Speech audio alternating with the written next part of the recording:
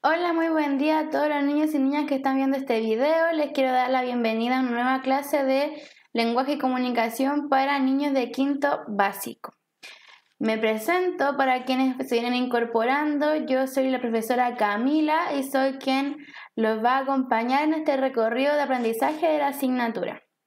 Como siempre, antes de comenzar con los contenidos, me gustaría entregarle algunas recomendaciones que obviamente son sugerencias y las pueden hacer si gustan o no. En primer lugar, pedirles que si pueden ubicarse en algún sitio en el que se encuentren cómodos para que no se distraigan durante la clase. Además que este sitio tenga una luz adecuada a su pantalla para que no se le nuble o pueda también ver bien lo que va escribiendo en su cuaderno. Respecto a esto último, también es importante que cuenten con un cuaderno, sobre todo para la clase de hoy que vamos a revisar figuras literarias y es muy importante ir anotando para que no olvidemos a qué se refiere cada una de ellas. Y bueno, lo que les comento siempre que solamente si gustan pueden acompañarse de un vaso con agua y este vaso con agua les va a permitir que se mantengan hidratados y por lo tanto van a tener su cerebro siempre despierto para poder prestar atención a la clase. Les recuerdo que estamos en la unidad 2 que corresponde al género lírico y esta es la quinta sesión, ¿ya? Entonces, el objetivo de la clase de hoy, que es la quinta sesión de la unidad 2, es conocer y aplicar figuras literarias. Antes de entrar de lleno a las figuras literarias, como siempre, recordarles que nos situamos en esta parte de nuestro esquema. Para los que se vienen incorporando, nosotros hemos creado un esquema en el cual vamos a ubicar los tipos de texto que estamos revisando para que no nos perdamos. En esta unidad estamos revisando los textos líricos que se ubican en los textos literarios, ¿sí? La unidad anterior revisamos el texto narrativo que también se ubica dentro de este tipo de texto literario, ¿sí? Entonces, como siempre, ¿qué fue lo que revisamos la clase anterior? La clase anterior revisamos lo que era lenguaje denotativo y lenguaje connotativo. ¿Sí? De lenguaje connotativo nosotros señalamos que era este lenguaje simbólico que permite la interpretación. Presenta un lenguaje figurado que no solo comunica información, sino que también sentimientos y emociones. Esto es importante recordarlo porque, como les decía, el lenguaje connotativo es el que vamos a encontrar en los textos literarios y específicamente en los poemas.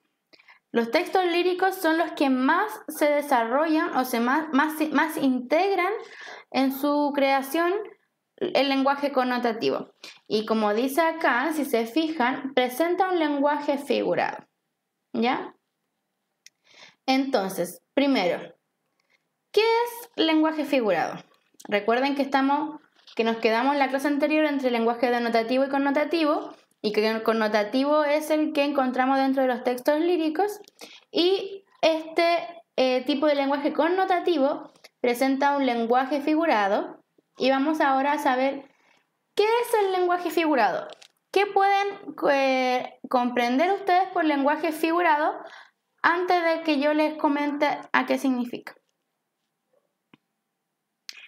El lenguaje figurado, entonces, se refiere a una idea o concepto que expresa otra idea o concepto. Es diferente al lenguaje literal que expresa el significado real del concepto, o sea, es diferente al lenguaje denotativo. Y lo anterior se manifiesta a través de figuras literarias, las que permiten embellecer el lenguaje. O sea, el lenguaje figurado se refiere que una idea o concepto se traslada o expresa otra idea o concepto, ¿ya? Esto también es un lenguaje simbólico y a través de símbolos, a través de que se nos permite la interpretación, es que podemos también reconocer las figuras literarias, ¿ya? Porque van a embellecer el lenguaje. ¿Y cómo lo embellecen? Lo veremos en unos diapositivas más adelante. En primer lugar, ¿cuáles son las figuras literarias? Recuerden que las figuras literarias son estos elementos que utilizan el lenguaje figurado para poder embellecerlo y para poder entregarle interpretación a lo que queremos leer. La primera figura literaria que encontramos es la personificación, después la comparación, el hipérbole, por último. Personificación. Esto tienen que anotarlo porque se les va a olvidar o se pueden enredar. Como son tantas las figuras literarias, puede que se les enreden las definiciones, así que es mejor anotarlo y llevarlo al registro escrito. También mencionarles que las figuras literarias son muchas, pero en esta clase solamente veremos estas tres, ¿sí? Entonces, personificación, ¿a qué se refiere la personificación? Antes de encontrar el significado exacto, veamos si podemos deducirlo a través del ejemplo. Las estrellas eran fieles testigos de lo que pasaba. Lean con atención este ejemplo y piensen cuál podría ser el significado exacto de personificación.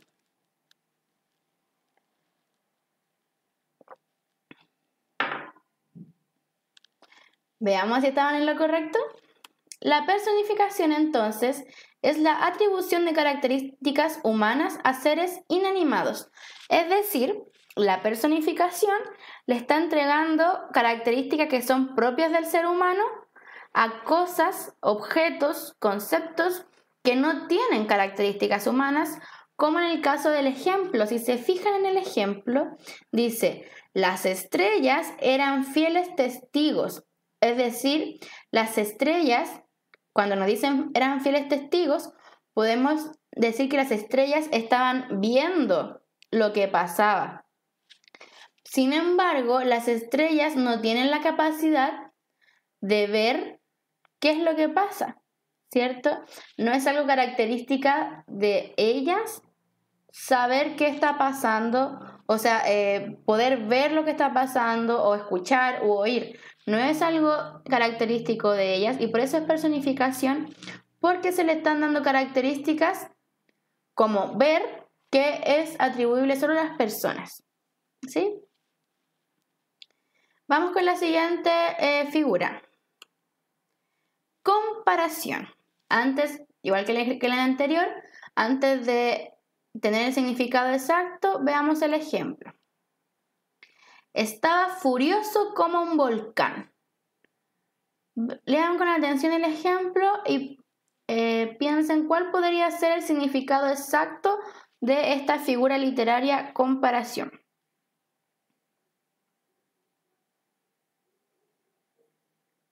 Revisemos si estaban en lo correcto. La comparación es una semejanza entre dos conceptos o ideas a través de las palabras como, tal como, cual y o, igual que, entre otros. Y en el caso del ejemplo tenemos que lo realiza con la palabra como, ¿cierto? Realiza esta comparación entre el estado de una persona y un volcán. ¿Por qué creen ustedes que se compara el estado furioso de una persona con un volcán? Primero tenemos que pensar qué características tiene el volcán, ¿cierto? Nosotros podemos saber que el volcán, cuando hace erupción, es como si explotara, ¿cierto?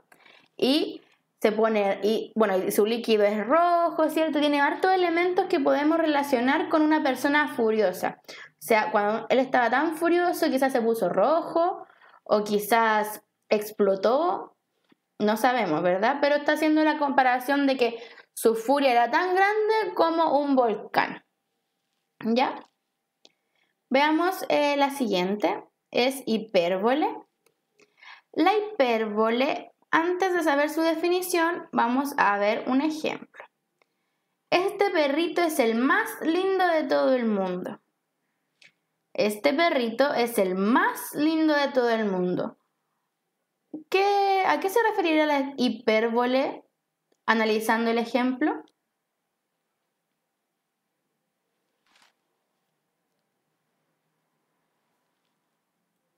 Exactamente como yo creo que ustedes pensaron, la hipérbole es una exageración. La hipérbole va a exagerar un hecho o una circunstancia, como es en este caso la hipérbole, exagera lo lindo del perrito porque dice que el perro es el más lindo del mundo. Y en verdad no lo sabemos, porque eso es algo muy subjetivo, ¿cierto? Pero se quiere destacar tanto la cualidad del lindo de este perro que se dice que es el más lindo de todo el mundo. Algo que es incomprobable, ¿verdad? Entonces, hemos revisado la figura literaria personificación, comparación e hipérbole. Dijimos que la personificación es atribuirle características humanas a cosas que no las tienen. La comparación es comparar, tal como lo dice la palabra, un objeto con otro.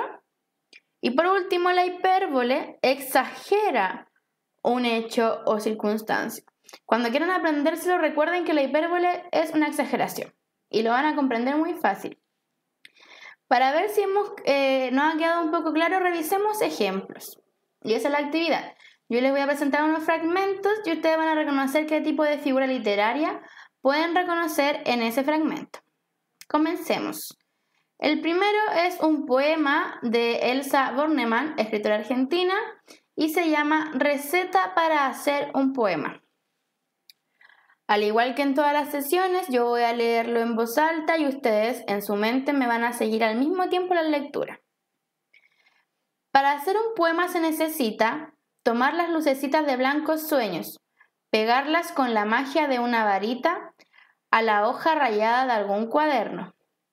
Para hacer un poema se necesita saber cortar las olas con la tijera, coserlas a las nubes y en calecita, fabricar un sol rojo sin primavera.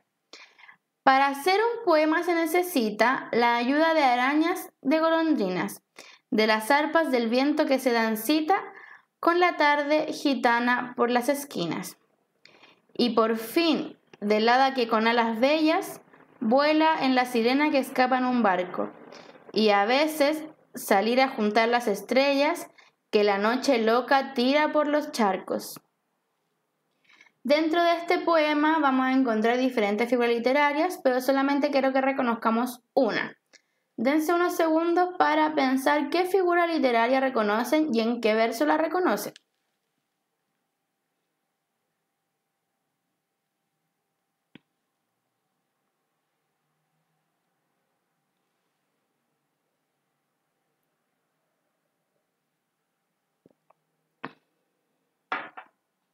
Ya, si se fijan, este poema se construye con elementos que no son muy usuales para la construcción de un poema.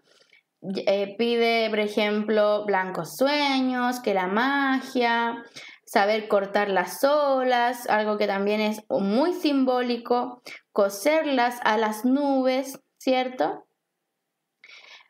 Pero, sin embargo, en los últimos versos podemos encontrar claramente una figura literaria porque aparece casi explícita esta figura y dice, y a veces salir a juntar las estrellas que la noche loca tira por los charcos.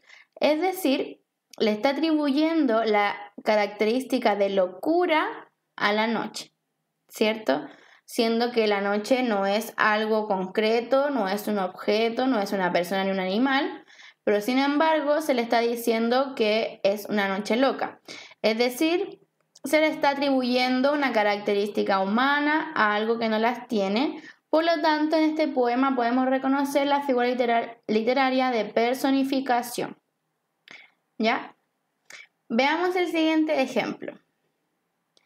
Canción de risa y de llanto.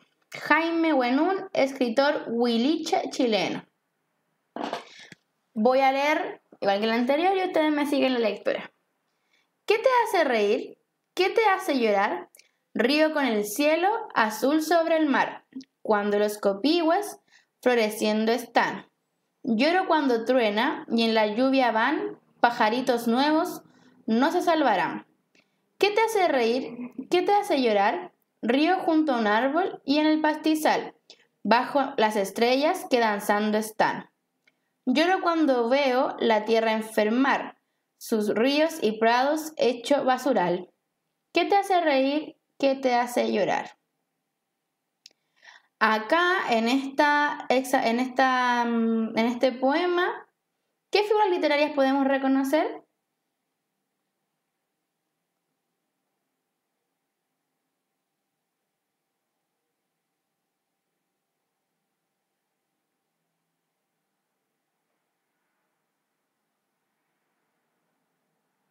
Acá en este poema, al igual que el anterior, podemos encontrar que se le atribuyen características humanas a diferentes objetos. Por ejemplo, dice que las estrellas están danzando, ¿sí? También dice que la tierra se enfermó, cosa que no puede hacer. Las estrellas no pueden danzar y la tierra no se puede enfermar. Pero sin embargo, se utiliza esa figura literaria para darnos a nosotros una interpretación sobre cómo están estas estrellas, ¿sí? O cómo está la tierra. Por ejemplo, cuando dice, lloro cuando veo la tierra enfermar, sus ríos y prados hechos basural, nosotros quizás podemos interpretar que el autor, en este caso, el poeta, o sea, el hablante lírico, nos está haciendo referencia a la contaminación, ¿cierto? Porque la contaminación está afectando la tierra, entonces acá nos menciona que la tierra se está enfermando, que sus ríos y sus prados hechos basural, y eso lo podemos llevar a la realidad cuando podemos apreciar que en las playas, cuando vamos a la playa, podemos ver que está la basura, ¿cierto? Dentro del mar hay basura, en la arena hay basura, y que hay mucha contaminación en muchas partes, entonces acá con esta figura literaria de personificación se está dando un lenguaje simbólico para que podamos interpretar a qué se refiere. También quizás podemos decir que es una exageración y lo podemos leer a lo largo de todo el poema, debido a con qué él ríe y con qué él llora. ¿Ya? Vamos al último ejemplo. Estados de ánimo. Unas veces me siento como pobre colina, otras como montaña, de cumbres repetidas. Unas veces me siento como un acantilado y en otras como un cielo azul pero lejano. A veces un manantial entre rocas y otras veces un árbol con las últimas hojas. Pero hoy me siento apenas como laguna insomne con un embarcadero ya sin embarcaciones, una laguna verde, inmóvil y paciente, conforme con sus algas, sus musgos y sus peces. Sereno en mi confianza, confiando en que una tarde te acerques y te mires al mirarme. ¿A qué figuras literarias se hace referencia en este poema, que es de Mario Benedetti, un escritor uruguayo?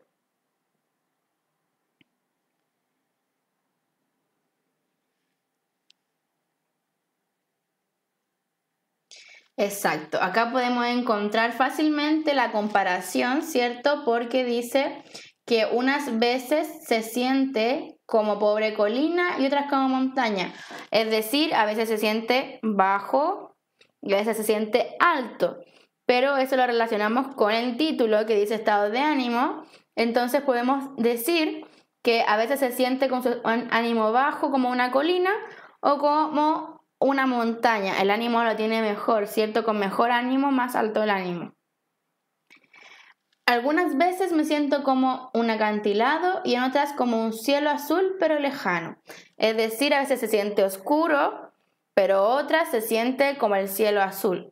Podemos interpretar que en algunas veces se siente quizás triste, pero en otras se siente contento.